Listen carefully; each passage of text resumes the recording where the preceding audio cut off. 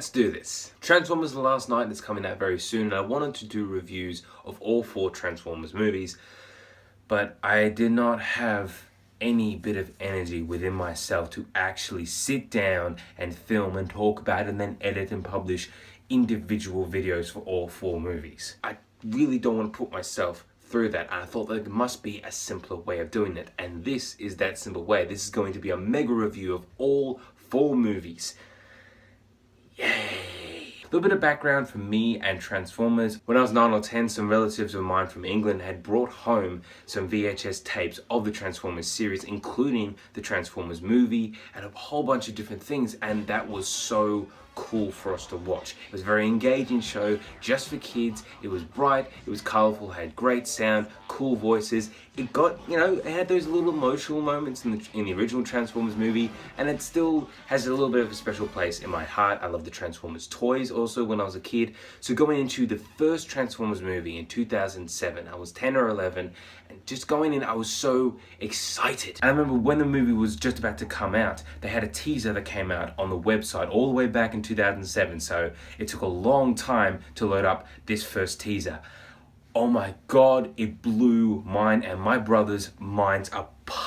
It was this cool video showing a Mars probe as it lands on the surface of the planet, and it has this title that says, oh, we sent out a Mars probe and we lost contact with it, but this footage has never been seen before, and you see a Transformer come up and knock it out the way. It's like, whoa, that's so cool. So this movie was so exciting, and guess what? I loved this movie when I was a kid. Me and my brothers had watched it so many times. We bought it on DVD and watched it over and over and over again. It was big, it was fun, it was explosive, it had those, jokey moments, but also had some cool Autobot Decepticon action.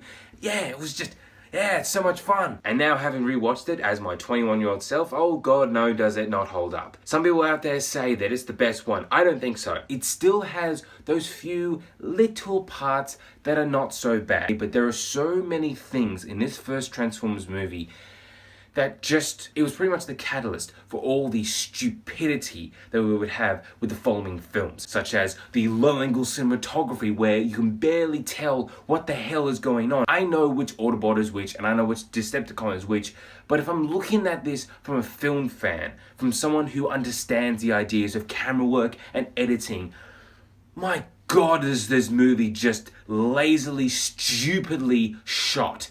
I hate every single time you have a battle scene and all it's doing is shooting it from here.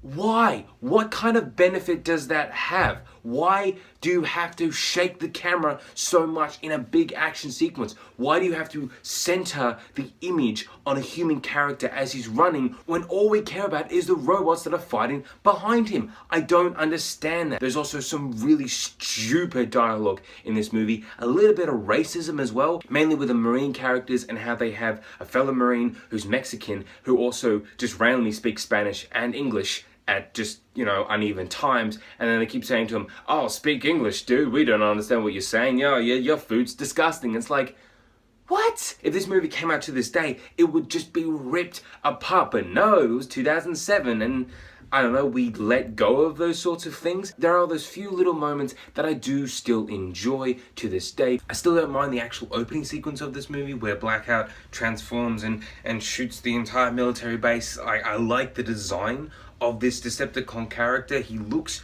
really cool. Like, that's a cool thing to watch, and I always loved that as a kid, and it's not so bad once I watch it nowadays. There's also a few little comedy moments that still I can remember and I can quote as my brothers and we can have a bit of a laugh about it. Particularly this scene here from Scorponok's attack on the desert sequence. Yes, I remember these Decepticon names. Hey, what you want? Pocket! Which pocket? My black pocket! You got 10 back pockets! Left cheek! Left cheek! Left cheek! And particularly anything that Anthony Anderson is doing in this movie, I think that he's just so high energy, but it's not coming off as cheap. He's not trying too hard to be funny. He's just naturally like that. And some of the lines as well that he says, I can quote that to my brothers and we can have a laugh about that. Like, my place of zen and peace. Listen to me. Shut up, Grandma! that That kind of gets me. The whole sequence where the Autobots are crashing on Earth, the music scores. I do enjoy what Steve Jablonsky was able to do. He actually created a particular theme for the Transformers movie, and that's good. That's respectable. The Autobot crashing sequence, that actually still holds up. It's pretty well filmed. You can kind of feel the emotional gravitas around that sort of thing.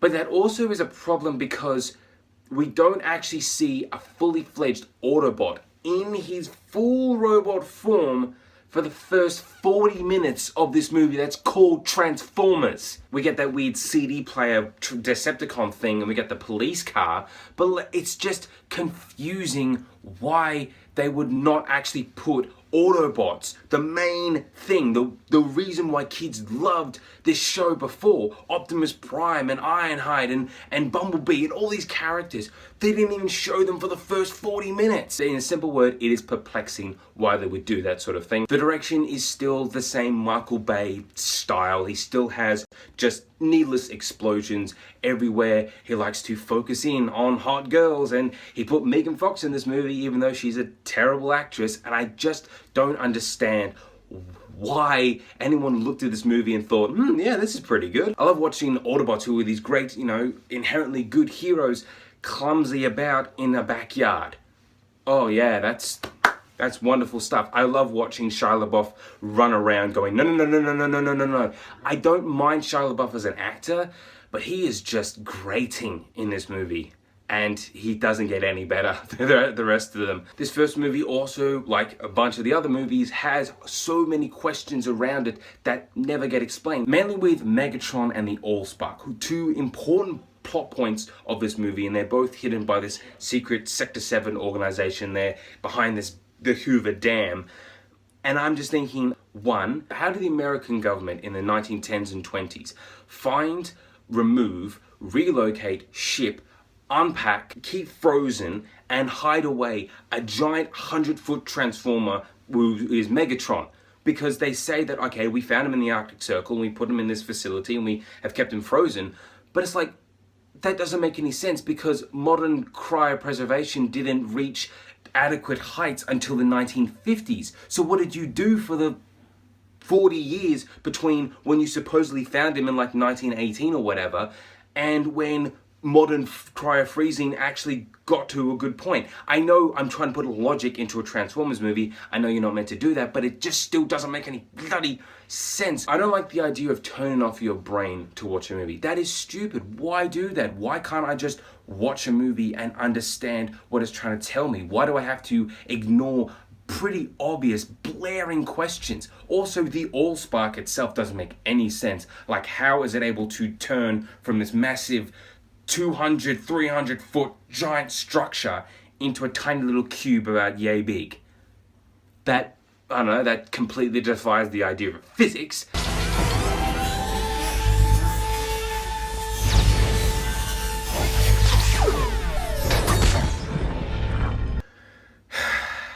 Look, in all essence, I'm getting a little bit off track. Transformers just doesn't hold up. Now let's move on to Revenge of the Fallen. One of the stupidest movies in the history of cinema. Everyone thought that Revenge of the Fallen could actually be good back in 2009. We thought that Michael Bay could learn from the mistakes of the first one, stop with the low-angle cinematography, stop with the fast cutting, stop with the focus on the human characters, stop with the dumb humor, stop with the dumb side characters. We don't care about that. We just want to see Autobots versus Decepticons. We want to see Transformers, the title characters. Michael Bay learned none of that. Michael Bay just said, you know what? We're going to put in more explosions. We're going to put in more stupid humor. We're going to put in more dumb side characters. We're going to keep all the things that critics out there hate. But guess what? There's fans in these movies and they love this sort of stuff. They love watching casually racist characters. They love watching a villain that makes no sense whatsoever. How does he have telekinesis? They love watching a story that literally has not a single bit of sense whatsoever. Like, how did prehistoric humans actually not remember a giant war between Transformers on their planet back in 17,000 BC, which is clearly established in the opening sequence of this movie? I don't know. How did nobody think about using that magical railgun ex machina thing on a ship before when Transformers were attacking Chicago? Oh no, we have to use it now on the big one, but we're not going to use it on literally any of the other ones. How does anyone listen to John Turturro? He's a complete maniac. He's probably my least favorite character in these. He is just so central to so much of these first three movies. I could say that Sam's parents are the worst, and they nearly are, but thankfully they're only in this movie for the first 20 minutes, which is way too long, but the rest of the movie still goes on. And they only come back for a few little scenes and they're not as annoying. But my God, are they stupid in those first 20 minutes. Hey, Professor, I'd do anything for an A. On to more questions about this movie. How come there is a random desert airfield just outside of the Smithsonian? How come Sam is able to just go completely nuts with all these Transformers symbols? Break down the elemental components of energy on a single constant K rating. Extrapolate reach of the... From touching one little tiny piece of the Allspark that was left over from the first movie, but he was touching and holding the Allspark in that first movie just clearly throughout the entire battle. That didn't make him go crazy. Why is it just a little piece of it? I don't know. The entire lecture theater scene is completely just the worst. What do we know about the stars? Virgo. The Virgin. How come Decepticons have made a single Decepticon who can transform into a human girl, but they didn't make any more of those? Wouldn't it make more sense for Megatron and the Fallen and whatever the leaders are to make an entire army of human transforming Decepticons to invade in on Earth and take over, like Invasion of the Body Snatchers? I don't know. I'm thinking of something that actually makes sense, whereas the writers, well, actually, correction, there were barely any writers on this movie. Revenge of the Fallen, like X-Men Origins Wolverine, suffered because it was produced around the same time as the Writers Guild strike. So they had barely any writers to work on this movie. For a lot of it, they were making up as they went along. It shows. It so clearly shows that no one thought, maybe we shouldn't do this. Maybe we should actually put in a scene that can actually make sense, or maybe create a storyline that has a little tiny bit of logic. Nah, let's just have more explosions, considerably worse effects from the first movie, a bunch of Decepticons that look completely the same. There is no distinction from the other ones. One thing I did like about the first Transformers movie is that you clearly understood who all the Autobots were, and you clearly understood who all the Decepticons were because they established their names. In the second one, they say, yeah, let's just chuck a bunch in. Just whatever. There's more questions that I need to ask. Why did Michael Bay think it was a good idea to actually reuse the same shot in the same movie? Soundwave acknowledges. Pursue her. Decepticons, mobilize. It is time. And then you reuse the same shot from the first movie in the second movie. Why do you think that no one would notice that? Well, guess what? We clearly do because we're film fans.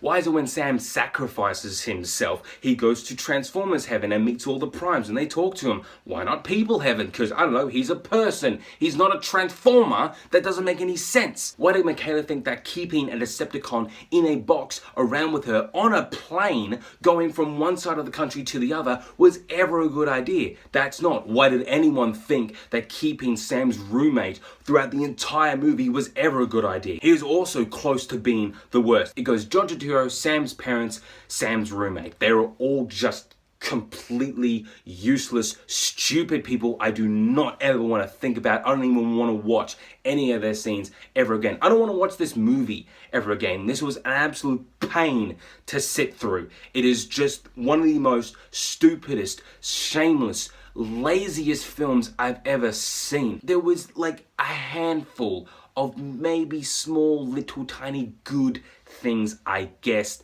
maybe if you're really pushing me. It's this scene between Epps and Josh Duhamel's character. I hope these F-16s got good aim. Yo, what is that? I told him to hit the orange smoke. You mean that orange smoke? It wasn't my best talks, okay? Viper, thunder.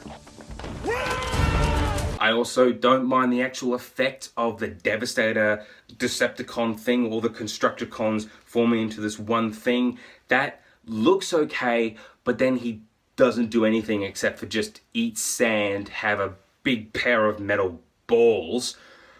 And then just climb a pyramid and get shot. You have the Constructicons who all form together to create Devastator. And there's two particular ones that I pointed out, which were, there was one that was a cement mixer and it was black and white, and the other one was a red bulldozer. They all, they created a bunch of different parts of Devastator. But then you see two Decepticons who look exactly like that later on in that big sequence, in a big climactic sequence.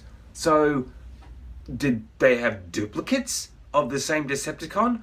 Or no, it's pretty obvious that Michael Bay just kind of ignored that and said, nah, they look cool anyway, so nobody's going to notice that. Well, I noticed it, Mr. Bay.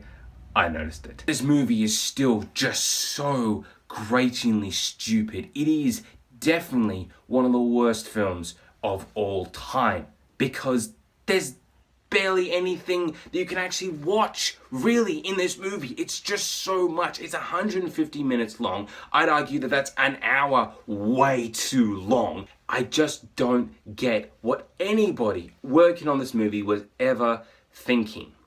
But let's move on to Dark of the Moon, which I have to say is probably my favorite. That literally says nothing about this movie because, yet again, it's a bad Transformers movie. None of these movies are good. But Dark of the Moon is the only one that I actually had a little bit of fun watching. There were actually some good parts. Some parts that I thought, well, that's actually not that bad. I could actually watch that on its own, and it's an impressive piece of either action construction or even a little bit of comedy that actually lands, mainly because they have Alan Tudyk in this movie for a little bit, not too much, but every scene that he has, he steals it because Alan Tudyk is awesome. It's a Cyrillic alphabet. It's like all the buttons you never push on a calculator. I like the fact that they replaced Megan Fox, who is a terrible actress. I don't get what people see in her. That's why I like Rosie Huntington-Whiteley, because not only does she look better than Megan Fox, but she's actually a little bit of a better actress. She's fantastic in Mad Max Fury Road. Go watch that movie instead of any of these movies, please. Please go do that. I think there's a little bit more chemistry between her and Shia LaBeouf. I actually like the opening sequence of Dark of the Moon, where it shows the actual Cybertronian war, and you have this ship flying through all these massive, great constructs of the Cybertron planet, and it's being shot at by missiles, and that actually looks really cool. It's a little bit of what we should have had for these movies, for Transformers movies. We should have just focused on Transformers. Unfortunately, it's only the opening sequence, and there are also those times when you can still tell that, oh great, you have the Autobots there and they don't look any different to the actual big machine ship that they're flying. They just look like a bunch of machine parts shoved together. I also like Sentinel Prime, being voiced by Leonard Nimoy. Every time he's on screen, I'm actually very engaged. I like watching and I like hearing him. I like Sentinel Prime's story. I also like the fact that Optimus Prime has what he calls flight tech in this movie, and when he turns into his truck mode, he has a trailer with him which looks exactly like the trailer that he used to have in the old TV show. That looking at that, it satisfies me a little bit just to see that. It's like, oh look, yeah, it's a nice little callback. I like that idea. I like when he actually uses it. He is pretty cool when he's flying around. That's a cool visual idea. And the biggest positive I can give for this movie is most of the actual climax. The huge citywide battle in Chicago. Yes, it still has Decepticons that don't look any different to the others. And yes, you still have just explosions everywhere, just needless explosions. Everything has to blow up. And you have to have these massive shots of Optimus Prime just slicing Decepticons, and it's just, yeah. Nah, that still looks stupid. I think that the biggest part that I like about it is the building collapsing, where we have our human characters trying to, maneuver around this building, and the Decepticons are going to get them. And you actually see this building slowly going down, and it's being choked hold by this massive snake worm thing. I don't even know what that's really called. And it looks really cool. You can tell that they actually got a huge set and tilted it because all the actors are dangling down, and that actually is kind of fun to watch. But that's in the last hour of this movie, which is just so strange that an entire climax can be an hour long. The rest of this movie, just completely forget. Patrick Dempsey is in this movie, John Malkovich too, John Turturro comes back, and they're all terrible. They're all just the worst. Ken Jeong is here as well, and he's kind of embarrassing. I like Ken Jeong, I love Community. I don't know what the hell he's doing in this movie. Buzz Aldrin's here, which, at first it's like, oh my god, Buzz Aldrin, you know, great American pioneer to the stars, you know, rest in peace. And also it's kind of really sad that he's in a Transformers movie. Really, really, really sad. I love Frances McDormand. She was amazing in Fargo, totally deserved the Oscar. What the hell is she doing in this movie? She's kind of embarrassing, just like Ken Jeong. Very little of this story makes sense again, but I just still have to say The Dark of the Moon is not terrible. It's still a bad movie, but it's probably the only one that if it's on TV right now, I could actually sit down and kind of have in the background, just watch for a few little scenes. That's it. That's all I can say about it. There really isn't anything else. It's still the same action, explosion stuff. It's still the same Michael Bay being Michael Bay, thinking that hot women and low angles of people getting out of cars and just terrible color grading that makes everyone look super duper tan is the best choice. Moving on from Dark of the Moon, because I want to get to the last one. Age of Extinction, the most recent Transformers movie, because and excuse my language, I fucking hate this movie. I honestly hate Age of Extinction with every single fiber of my being. When I was writing my notes for all of these reviews, for all of the movies, I need to make sure that I have my thoughts out there so they're still kind of fresh in my brain. Every single note for Age of Extinction is in huge bolded capitals because my mind kept screaming out questions upon obscenities and profanities and just so much. Why did they think it was a good idea to just completely recast the human characters? We don't care. We've never cared about the human characters. Do you think anyone cared about Sam Witwicky and his parents or his roundhouse group of girlfriends? Do you think anyone cared about the Marine characters? That's a big fat no on both of those. And to think that anyone actually would care about Mark Wahlberg's story is a joke. The way that he's set up in this movie, it's just so lazily done. They just say, yes, he's an inventor. And he just says he's an inventor like 100 times in this movie. There's a terrible joke from a theater owner who says, the movies nowadays, that's the trouble. Sequels and remakes, bunch of crap.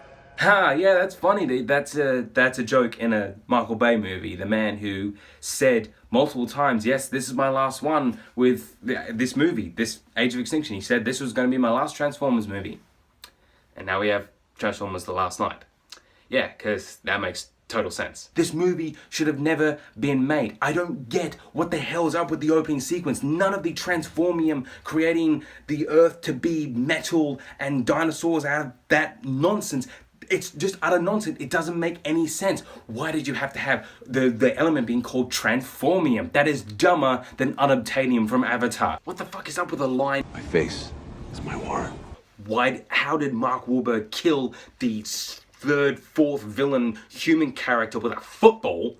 Why the hell did you stop the movie dead to explain why Cade Yeager's daughter, Tess, is legally okay to be dating a 20-year-old when she's only 17? Why did you actually think that was a decent scene to put in the movie where you focus in on the Romeo and Juliet laws, which legally say it's okay for an underage girl to be dating a person who's 3 years older than her, which is just... Why didn't you just make her older? Why did you need to have that scene in this movie? Someone explain it to me. What kind of benefit does it have? It's not funny. It's not dramatic. It doesn't further any of the characters or the story. It stops the movie dead in its tracks and it does not recover from there at all. It wasn't even good at all up to that point, but it still never, ever just is anything after that. Why in the hell did Michael Bay actually take a shot that was meant to be of monitors and not even bother to green screen so many of them? You can clearly see in this shot here that there's a bunch of monitors which in cinema you're meant to green screen a bunch of them to actually have the details and the displays that you're intending to have on those screens, but Michael Bay didn't even bother to put that shit in there.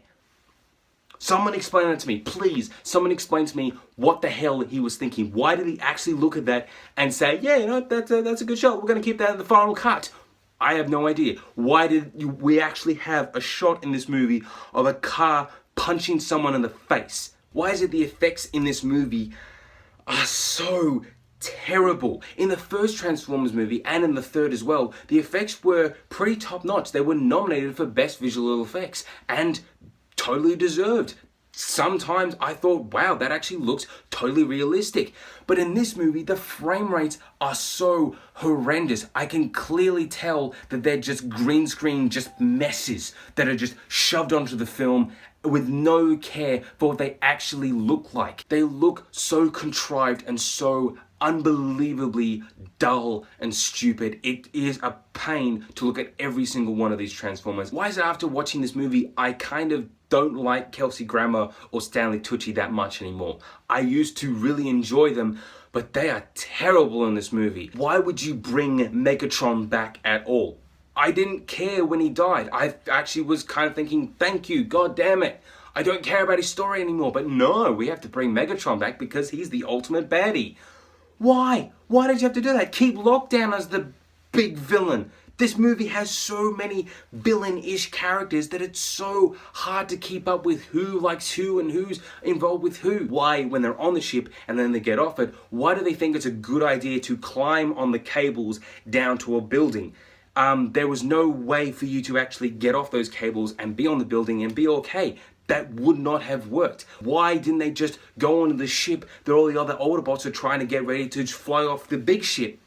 I have no idea. I wanted to ask why they moved this movie to China in the, what is actually the 4th act, because we already had the 3rd act way before. But no, we have to keep wrapping it up, just wrapping it up. More explosions, more just destruction bullshit. Why did you have to move it to China? Well, that's pretty obvious, because Michael Bay likes money. But also, even if you have moved it to China, why did you have to make every Chinese person in this movie a total badass with martial arts? Why did you have to clearly put front and center a bunch of different Chinese adverts? That is just so stupid. It takes this movie and it shoves it deeper down to the dirt, into this pit of commercial crap that just dissolves everything. That's where this movie sits. It's just this commercialized piece of nothingness. Why does he actually have some few background Chinese actors who will speak in Chinese and then speak in English and then speak in Chinese again? We gotta call the central government for help. What? And why in the hell is this movie still going on at this point? We get to China and it's still going. It just keeps going on and on and on and on. This movie is 165 minutes long. That's longer than Raging Bull, one of the greatest movies ever made, one of Martin Scorsese's greatest films. If it's a Transformers movie and it's not shorter than Raging Bull, don't make it. Why did you have to have Stanley Tucci creating the Transformium into a Beats pill? What?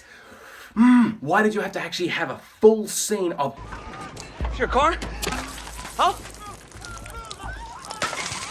That didn't do anything. Why is it in this movie they keep saying that they're gonna detonate the seed in the most populous city on Earth, which they say is Hong Kong? I did research, and in 2014 and still today, Tokyo is the most populous city in the world. Hong Kong doesn't even come into the top 5. What the hell is up with that weird dude who's just there and then a wall blows behind him, but he wasn't in the previous shot? He just randomly appears like a ghost. It's like, what? Whatever, you know, nobody's gonna notice it. Again, no one's gonna notice it except for me, because I have to watch all these crappy movies. Also, the cinematography in this movie is terrible, just in general. It's just got stupid angles, terrible color grading, but also, and this is the thing that pisses me off, so many movies did this in the 2012 to 2014 era, where they have a bunch of different action shots and then they'd randomly cut to a GoPro, and it's so terrible in this movie, because when it is being shot through a GoPro, you can so clearly see the GoPro shadow right there, sitting just right in front of the center of the damn camera. Like, what? Stop. Please. Stop. Okay? Age of Extinction is a piece of shit. It's an utter piece of total shit. I hate this movie. I honestly do. Nothing about this is good. The reason why people were interested in it in the first place was because they had Dinobots on the poster and all the trailers. They're in it for 5 minutes. So what's the point? They're a scam. They're just trying to get you in those seats. Pay the money. Pay more money for IMAX because IMAX is better. Just stop. Okay? Please. Stop. I hate Age of Extinction. I don't like Dark of the Moon. I hate Revenge of the Fallen, and I don't like the first Transformers movie. None of these movies are good. They're all bad movies. Some are total, utter pieces of moronic, lazily produced, commercialized filth. None of these movies have ever done anything positive to society. They're like the Twilight Saga. They happened, and they didn't do anything positive, and now everyone looks back on those movies, even fans, and admit that they were terrible movies. I sincerely want people to go back and look at all 4 Transformers movies, fans too, and understand that nothing about these movies is good. The action is not exciting, the characters are terrible, the Autobots are not interesting. Optimus Prime, even though he's voiced by Peter Cullen, which is a great thing to hear, he's not an interesting character. They just keep finding more and more ways to shove more and more characters into these movies without any legitimate reason. Transformers just needs to die. I'm going into the last night with very, very low expectations. Maybe it might be good. Maybe. But based on the track record of 4 terrible films, I just don't care anymore. I'm completely drained now talking about all 4 of these movies. I don't even know if they're movies anymore. They're just things. They're just monsters, creatures that have just existed, and you have no idea what they really are. What's the point? Michael Bay is a terrible filmmaker. I'm sorry. He made one good movie back in 1996, and he has never, ever, ever reached anything close to the height of The Rock. I'll give my verdict for each 4 of these Transformers movies. Transformers 2007 is not worth your time. Revenge of the Fallen is horseshit. Dark of the Moon is not worth your time as well. And Age of Extinction is horseshit.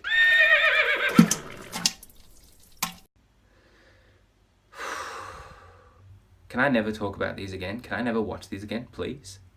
So Transformers Revenge of the Fallen, Transformers Dark of the Moon, or Transformers Age of Extinction. Have you seen any of them? Have you seen them all? Are you a fan? Do you hate them as much as me? Please tell me what you think about it in the comments below. Stay tuned for my Transformers Last Night review coming very soon. There are going to be videos linked down here or one over there. For more Mr. Movies, please press my little face right there. Thanks for watching. You got the touch.